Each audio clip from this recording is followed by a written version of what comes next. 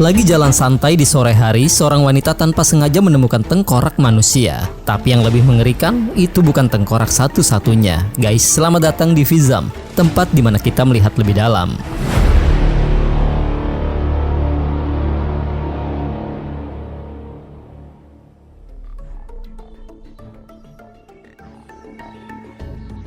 Menurut kalian, apakah keadilan benar-benar datang dengan cara yang sama untuk semua orang? Ketika sebuah tragedi terjadi, kita sering percaya satu hal, bahwa sistem akan bergerak, penyelidikan dimulai, nama-nama dicari, jawaban diusahakan. Setidaknya, begitulah seharusnya. Tapi, apakah kenyataannya sesederhana itu? Apakah setiap kasus benar-benar mendapatkan perhatian yang sama? Apakah setiap korban diperlakukan dengan cara yang sama? Atau tanpa kita sadari, ada hal-hal lain yang ikut menentukan seberapa jauh sebuah kasus akan diperjuangkan? Latar belakang, lingkungan hidup, status sosial, cara masyarakat memandang seseorang. Hal-hal yang seharusnya tidak relevan, namun terkadang terasa ikut mempengaruhi bagaimana sistem bereaksi. Dan dari situ, muncul satu pertanyaan yang lebih besar. Apakah keadilan adalah hak semua orang atau sesuatu yang dalam praktiknya lebih mudah didapat oleh sebagian orang? Karena kisah yang akan kita bahas kali ini bukan hanya tentang sebuah kasus pembunuhan, tetapi tentang pertanyaan yang jauh lebih mengganggu. Siapa yang benar-benar dicari dan siapa yang perlahan dilupakan?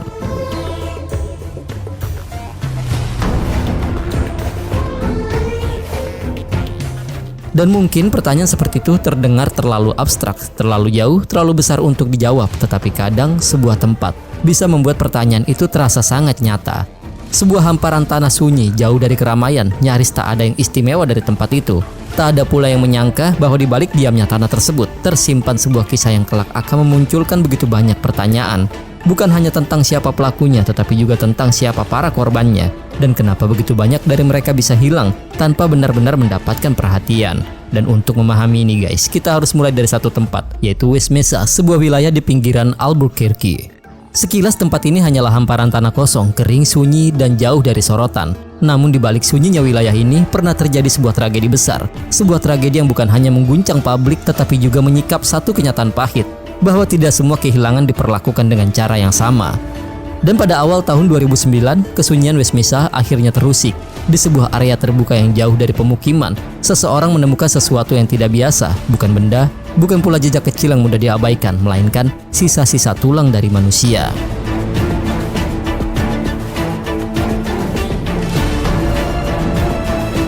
Awal Februari 2009, hari itu, seorang perempuan bernama Christine Ross sedang berjalan santai bersama anjing peliharaannya di area terbuka sekitar West Mesa. Bukan sesuatu yang istimewa, hanya rutinitas biasa, berjalan, menikmati udara melewati hamparan tanah kosong yang selama ini nyaris tak menarik perhatian siapapun. Sampai tiba-tiba, anjingnya berhenti. Dia mulai mengendus satu titik di tanah, lalu memperhatikan sesuatu yang sedikit mencuat dari permukaan.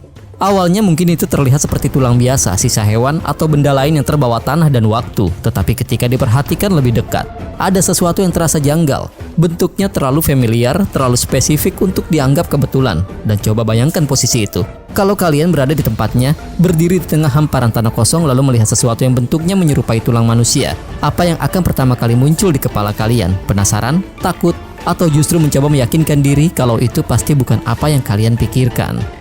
Christine Ross memilih memastikannya. Dia memotret temuan itu, lalu mengirimkannya kepada saudaranya yang bekerja di bidang medis untuk meminta pendapat. Tak lama kemudian, jawaban yang datang membuat semuanya berubah. Benda itu sangat mungkin adalah tulang manusia. Dan sejak panggilan ke polisi dilakukan, kesunyian West Mesa tidak pernah benar-benar sama lagi. Karena saat tanah mulai dibuka, yang muncul bukan satu jawaban, melainkan jauh lebih banyak pertanyaan. Polisi pun mulai melakukan penggalian di area tersebut. Awalnya, mungkin banyak yang mengira ini hanyalah satu kasus tragis, satu korban yang entah bagaimana berakhir terkubur di tempat sunyi seperti itu. Tetapi semakin tanah itu dibuka, semakin jelas bahwa dugaan itu salah. Yang ditemukan bukan hanya satu. Lalu coba bayangkan momen itu. Petugas datang dengan ekspektasi menemukan satu jasad, namun perlahan dari dalam tanah yang selama ini diam muncul lagi, dan lagi, dan lagi. Satu titik berubah menjadi beberapa titik, dan pada saat itulah semuanya berubah. Ini bukan lagi soal satu korban yang terkubur, melainkan tentang sebuah lokasi yang selama ini diam-diam menyimpan jauh lebih banyak kematian daripada yang pernah dibayangkan oleh siapapun. Dan pertanyaan besarnya sekarang bukan lagi siapa orang ini, tetapi siapa mereka semua. Karena satu hal mulai terlihat jelas, orang-orang yang ditemukan di West Mesa bukan sekedar nama-nama yang kebetulan berakhir di tempat yang sama. Ada pola, ada kemiripan, dan semakin identitas mereka mulai terungkap, semakin jelas pula bahwa kisah ini bukan cuma tentang siapa yang mengubur mereka di sana, tetapi tentang siapa mereka sebelum menghilang.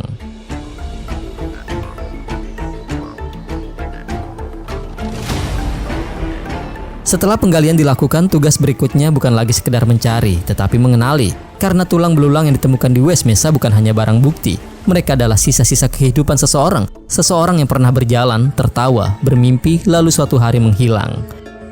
Dan semakin penyelidikan dilakukan, semakin jelas bahwa apa yang ditemukan di West Mesa bukanlah satu kuburan biasa, melainkan sebuah kuburan massal dan jumlahnya bukan sedikit. Polisi pun akhirnya menemukan sisa-sisa jasad dari 11 perempuan serta 1 janin yang belum sempat lahir ke dunia. Coba bayangkan itu pelan-pelan. Bukan 1, bukan 2, tetapi 11 perempuan yang satu persatu berakhir di tempat yang sama. Dan di titik itulah kasus ini berubah total. Ini bukan lagi sekedar kasus orang hilang, bukan pula satu kasus pembunuhan, tapi salah satu penyelidikan pembunuhan terbesar dalam sejarah Albuquerque. Dan sekarang penyelidikan harus menjawab satu pertanyaan besar, siapa mereka? Proses identifikasi pun dimulai lewat catatan orang hilang, lewat pencocokan DNA, lewat rekam medis, dan catatan gigi. Semua potongan informasi dikumpulkan untuk menyusun kembali identitas yang selama ini terkubur. Dan perlahan, nama-nama itu mulai muncul. Satu persatu bukan lagi sekedar korban, tetapi individu, dengan nama, dengan wajah, dengan cerita hidup masing-masing. Namun semakin identitas mereka terungkap, semakin terlihat pula satu pola yang sulit diabaikan. Coba perhatikan ini, banyak dari mereka adalah perempuan muda, sebagian masih sangat muda, bahkan ada yang baru berusia 15 tahun. Sebagian adalah seorang ibu, dan banyak dari mereka hidup dalam situasi yang tidak mudah. Sekarang, coba kita pahami pelan-pelan. Ketika hidup seseorang dipenuhi perjuangan untuk bertahan, ketika lingkungannya keras, ketika setiap hari adalah soal bagaimana bisa melewati hari berikutnya. Seberapa sering orang benar-benar melihat perjuangan mereka, dan disinilah satu kenyataan mulai terasa tidak nyaman. Banyak dari para korban diketahui memiliki keterkaitan dengan dunia narkoba atau pekerjaan seks. Namun penting untuk dipahami, itu bukan identitas utuh mereka. Itu hanyalah sebagian dari hidup yang mereka jalani, bukan nilai dari nyawa mereka. Karena pada akhirnya, mereka tetap seseorang yang dicintai, punya keluarga, punya orang yang menunggu kabar mereka pulang. Dan pertanyaan yang mulai muncul bukan cuma siapa yang melakukan ini, tetapi juga ketika mereka hilang, apakah dunia benar-benar mencari mereka?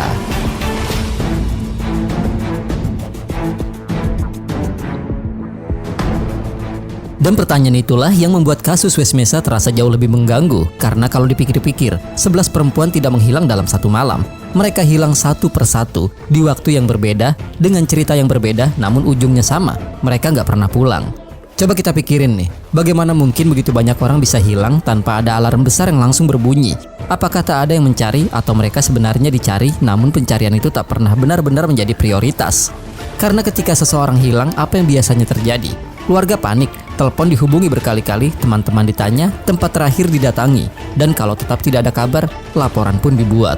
Setidaknya itulah yang kebanyakan orang akan lakukan. Jadi pertanyaannya sekarang, apakah keluarga para korban West Mesa tidak mencari mereka? Atau mereka sebenarnya mencari berulang kali, berharap ada jawaban, namun suara mereka tidak pernah benar-benar didengar?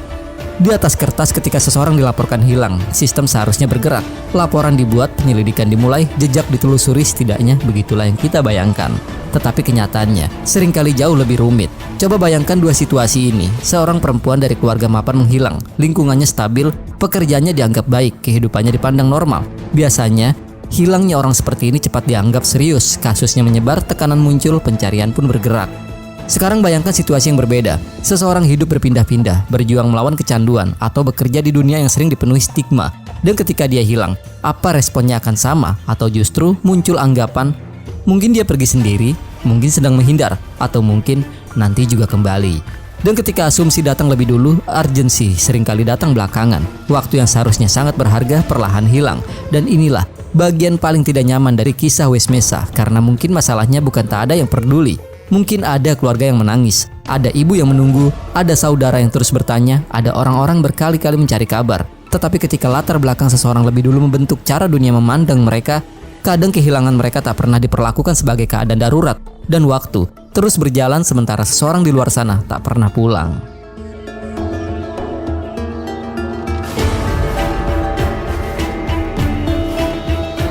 Semakin penyelidikan berjalan, para ahli forensik mulai memeriksa satu hal yang sangat penting. Sudah berapa lama mereka berada di sana?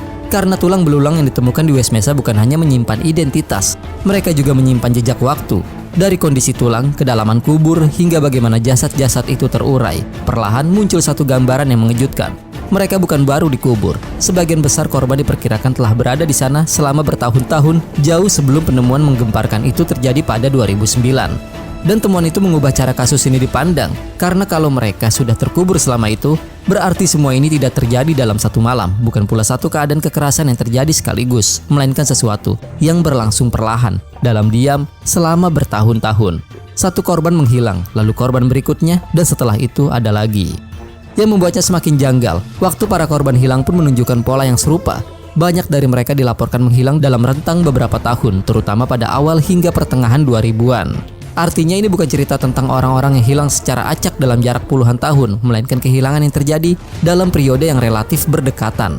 Dan ketika potongan-potongan itu mulai disusun, latar belakang korban yang mirip, waktu hilang yang berdekatan serta lokasi mereka akhirnya ditemukan di tempat yang sama. Satu kemungkinan mulai mengemuka. Ini mungkin bukan sekedar rangkaian tragedi yang kebetulan saling terhubung. Bisa jadi selama ini ada seseorang yang bergerak dalam bayang-bayang. Seseorang yang tahu siapa targetnya, tahu siapa yang dianggap mudah dilupakan, dan selama bertahun-tahun, dia mungkin merasa tidak akan pernah terlihat.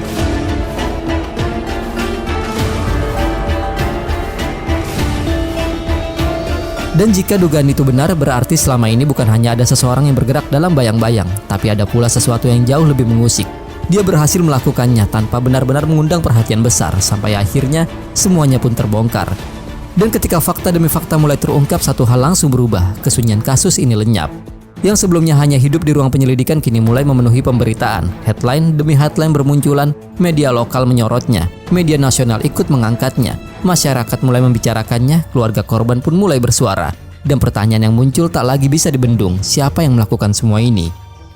Semakin lama tekanan terhadap polisi pun semakin besar, publik menuntut jawaban, keluarga menuntut kejelasan, dan di tengah derasnya sorotan, penyelidikan perlahan mulai mengarah. Bukan lagi ke kemungkinan, bukan lagi ke dugaan samar, melainkan kepada satu nama, yaitu Lorenzo Montoya.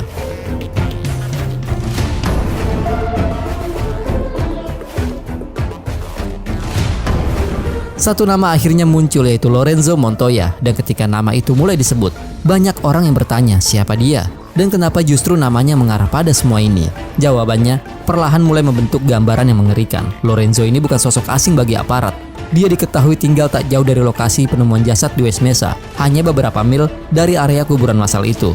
Bahkan, sejumlah laporan menyebut ada jalur tanah di kawasan tempat tinggalnya yang mengarah ke area West Mesa. Namun kedekatan lokasi bukan satu-satunya alasan. Yang membuat namanya terasa menonjol adalah rekam jejak kekerasan yang melekat pada dirinya.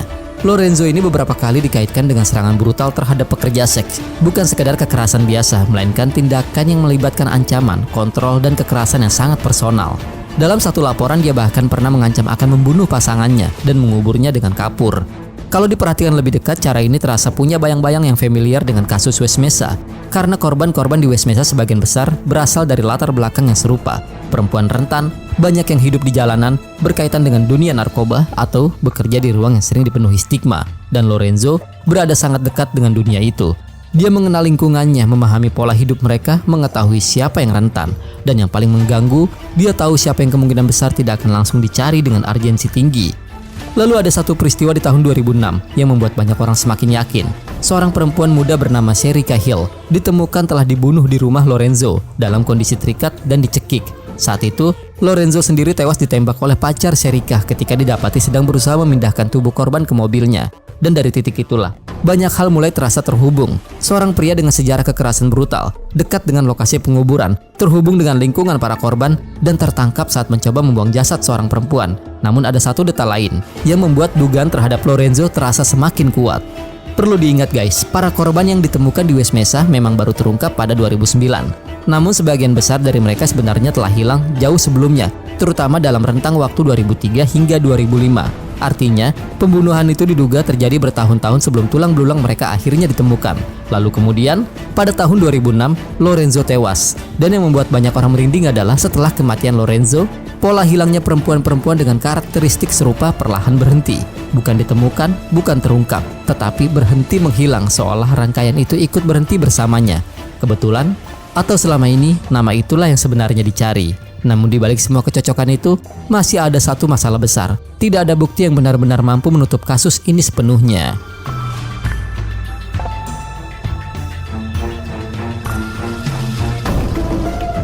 Semakin banyak potongan yang disusun, semakin kuat arah dugaan itu mengerucut. Semua seolah menunjuk pada satu nama, Lorenzo Montoya. Rekam jejak kekerasannya mengerikan. Latar belakangnya terasa selaras dengan pola korban. Lokasinya dekat dengan area penguburan dan setelah kematiannya. Pola hilangnya perempuan-perempuan dengan karakteristik serupa perlahan berhenti. Di atas kertas semua ini terasa seperti jawaban yang selama ini dicari. Namun masalahnya, jawaban itu datang terlambat. Karena ketika penyelidikan kasus West Mesa mulai mengarah kuat padanya, Lorenzo Montoya sudah mati sejak tahun 2006. Artinya, tidak ada ruang interogasi, tidak ada pengakuan, tidak ada kesempatan untuk menggali apa yang sebenarnya dia ketahui. Dan yang lebih rumit lagi, tidak ada bukti forensik yang benar-benar konklusif untuk secara resmi menutup kasus ini atas namanya. Tidak ada DNA yang secara pasti mengikat seluruh korban pada dirinya. Tidak ada bukti fisik yang bisa menjadi jawaban mutlak. Yang ada hanyalah potongan-potongan yang terasa sangat cocok ketika disusun bersama.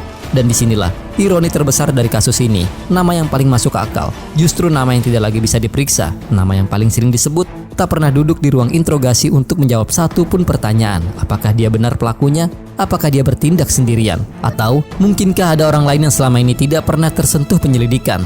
Sampai hari ini jawaban pastinya masih terkubur bersama sunyinya West Mesa. Dan mungkin itulah bagian paling menyakitkan dari semua ini. Bukan hanya tentang 11 nyawa yang hilang, tetapi tentang sebuah jawaban yang mungkin tidak akan pernah benar-benar sampai.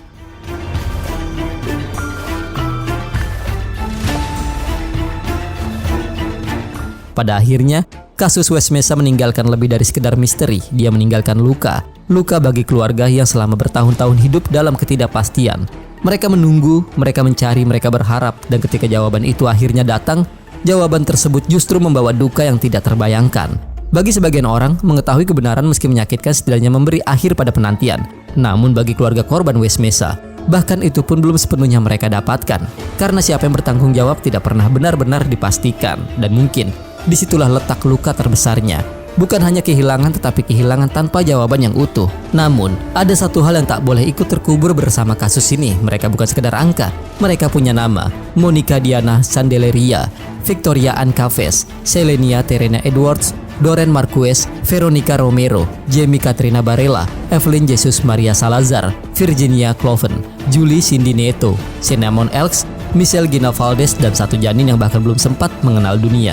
Masing-masing adalah kehidupan, masing-masing adalah cerita, masing-masing pernah dicintai dan pernah menjadi alasan untuk seseorang tersenyum. Dan mungkin itulah bagian yang paling menyakitkan. Dunia sempat melihat mereka lewat label pecandu, pekerja seks, orang jalanan. Seolah label itu cukup untuk menjelaskan siapa mereka, padahal yang hilang bukan label. Yang hilang adalah Monica, Victoria, Selenia, Doreen, Veronica, Jamie, Evelyn, Virginia, Julie, Cinnamon, dan Michelle. Manusia dengan hidup yang sama berharganya seperti siapapun. Dan di titik itulah kita kembali pada pertanyaan awal. Apakah semua orang benar-benar memiliki kesempatan yang sama untuk dicari, diperjuangkan, dan mendapatkan keadilan? Karena jika jawabannya tidak, maka tragedi West Mesa bukan hanya tentang seorang pembunuh, tetapi juga tentang siapa yang terlalu mudah untuk dilupakan.